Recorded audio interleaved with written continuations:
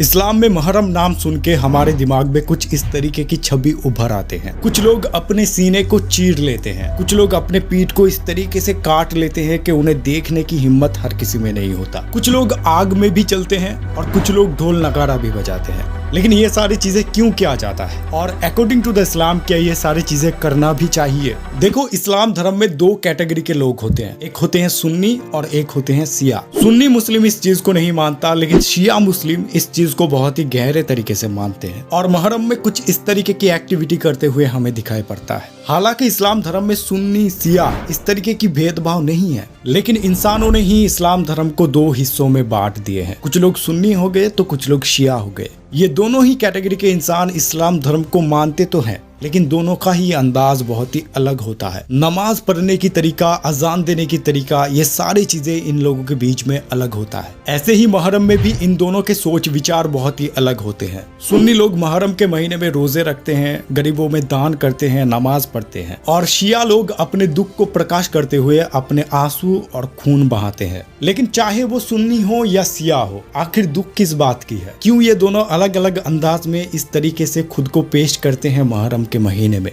ये दुख है इमाम हुसैन की शहीद होने की दुख। इस्लाम धर्म में आखिरी पैगंबर यानी नबी थे मोहम्मद, और मोहम्मद जी इमाम हुसैन के नाना थे, और 10 मुहर्रम इमाम हुसैन की सिर को काट के उन्हें मारा गया था। इसी शोक को पालन करते हुए मुहर्रम के महीने में ये सारी चीजें किया जाता है। हालांकि जितना मैंने देखा है कि कुछ सुन्नी लोग शिया लोगों की तरह इस चीज को देखा देखी में फॉलो करता है। खैर, वो एक अलग बात है, लेकिन इन सारी चीजों को लेके सुन्नी और शिया के लोगों में बहुत ही तार्किक बातें होती है। सुन्नी लोग शिया लोगों से कहते हैं कि इमाम हुसैन की खून बहा है तो तुम क्यों अपना खून बहाते हो? इससे तो अच्छा है कि तुम ब्लड डोनेट कर दो, जिससे कुछ लोगों की जान बच जाएंगे। और अगर तुम्हें इस दुख में शामिल होना ही है तो हुसैन के लिए रोजा रखो, नमाज पढ़ो, गरीबों में दान करो। लेकिन शिया मुस्लिम यहाँ पर बहुत सारे एग्जाम्पल के थ्रू कहते हैं कि क्यों वो लोग खून बहाते हैं और क्यों लोगों को खून बहाना चाहिए। शिया मुस्लिम का कहना है कि जब जंग के दौरान रसूलुल्लाह के दांत टूट गए थे, तब ये खबर सुन के सहराना ओवैसी करनी ने खुद के दांत तोड़ लिए थे। हालांकि रसूलुल्लाह के सिर्फ 2 दांत टूटे थे, लेकिन सहराना ओवैसी करनी ने खुद के सारे दांत तोड़ लिए थे रसूलुल्लाह के ऊपर प्यार जताते हुए। तो क्या हम हुसैन के ऊपर प्यार जताते हुए इतना भी नहीं कर सकते?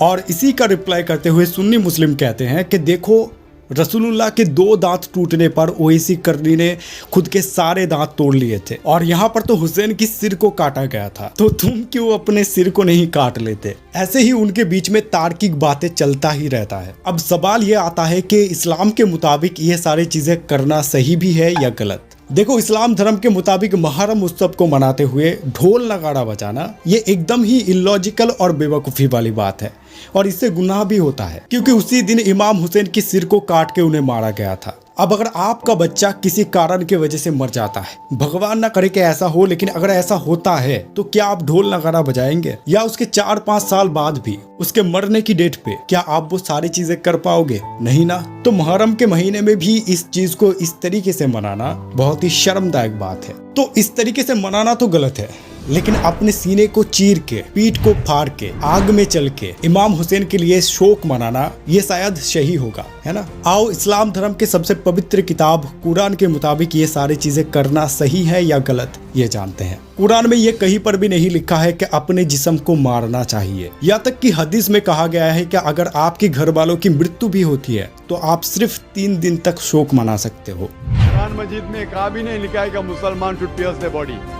कुरान मजीद में कहा नहीं लिखा है कि अपने जिस्म को मारना चाहिए।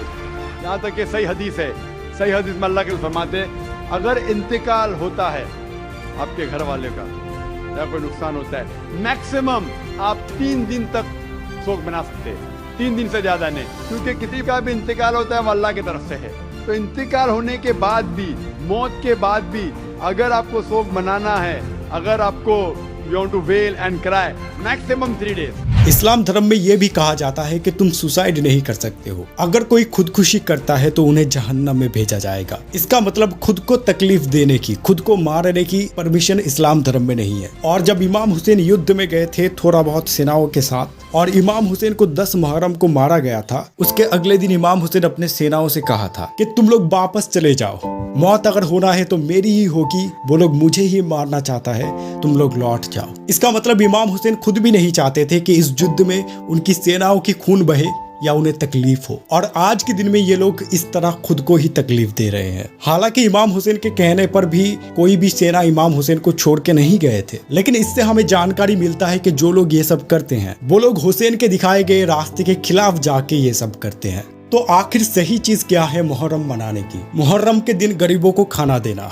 जो भूखे हैं उन्हें खाना देना, हुसैन के नाम पे रोजा रखना, नमाज पढ़ना, गरीबों को दान देना और जो भी चीजें शांति के साथ किया जाए, यानी दुआ पढ़ना और भी जो चीजें हैं उसके अलावा और कुछ नहीं। और यही है मुहर्रम मनाने की सही तरीका। खैर, मैं जानता हूँ कि आप सब्सक्राइब नहीं करोगे, लेकिन जाते हुए एक लाइक जरूर करना। मिलते नेक्स्ट वीडियो में, तब तक के लिए जय हिंद।